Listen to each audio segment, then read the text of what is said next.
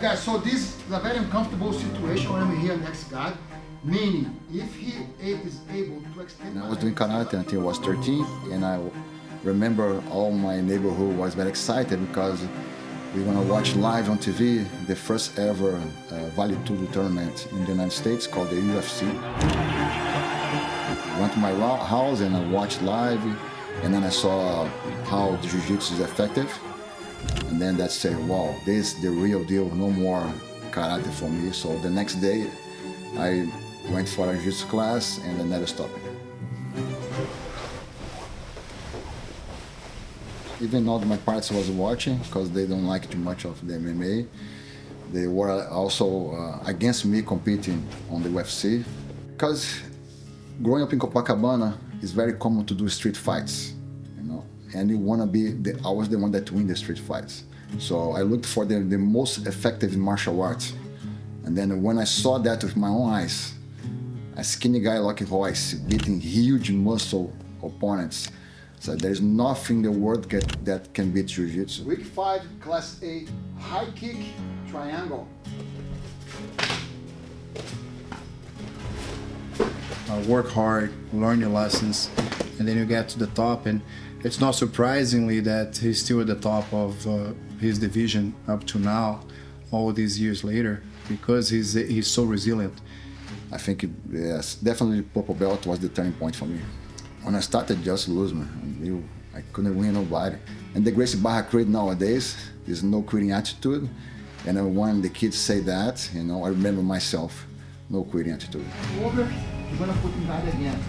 You should have kept him here under, right? Now you're gonna He's able to reinvent himself, keep learning, keep getting better over the years. So he's quite a remarkable story in Jiu-Jitsu and in Gracie Barra that a lot of people should pay attention to, because it's one thing for you to win a couple of world titles. It's a whole nother thing for you to win many world titles and stay active and stay competitive for decades. I don't know of any other person that I know closely that has that type of story.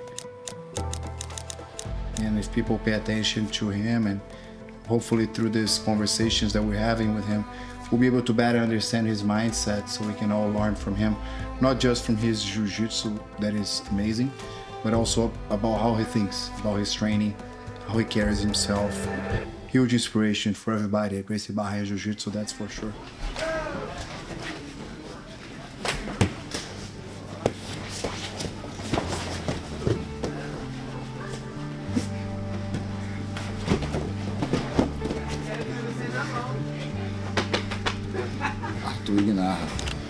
He's a ultra heavy.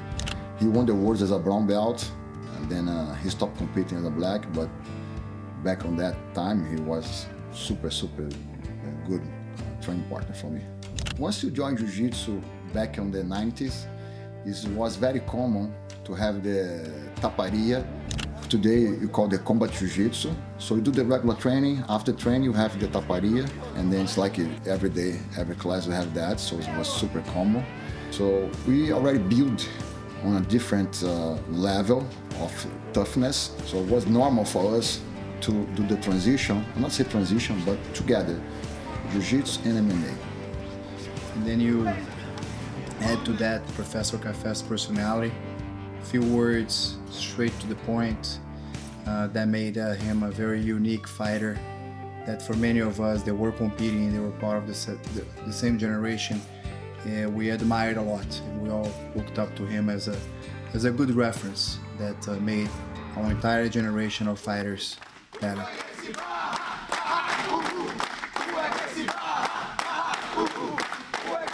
Have kind of game A only, and if your game does not work, you lose the match.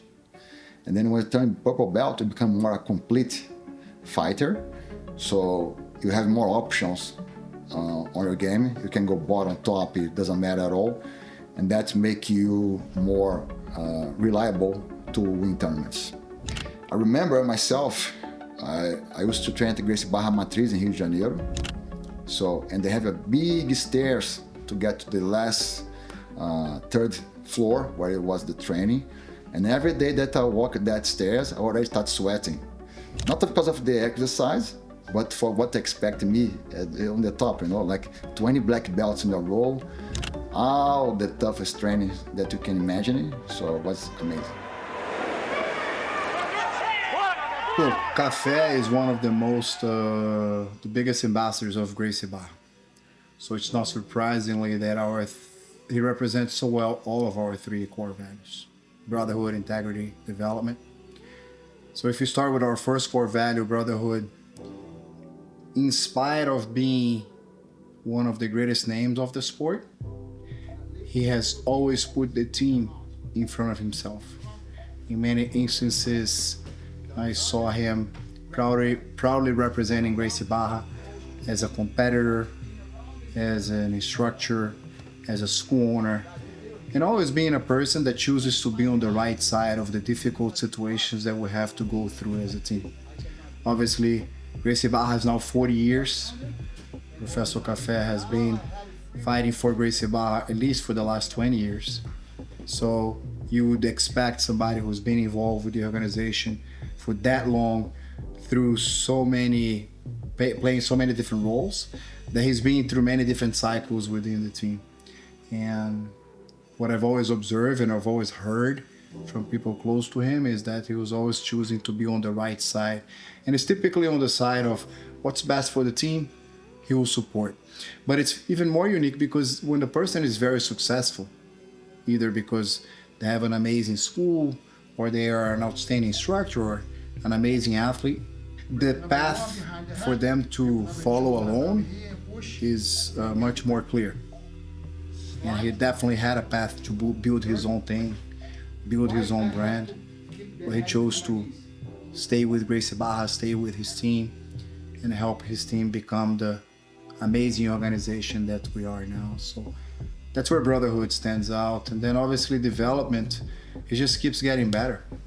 The belt has its own values.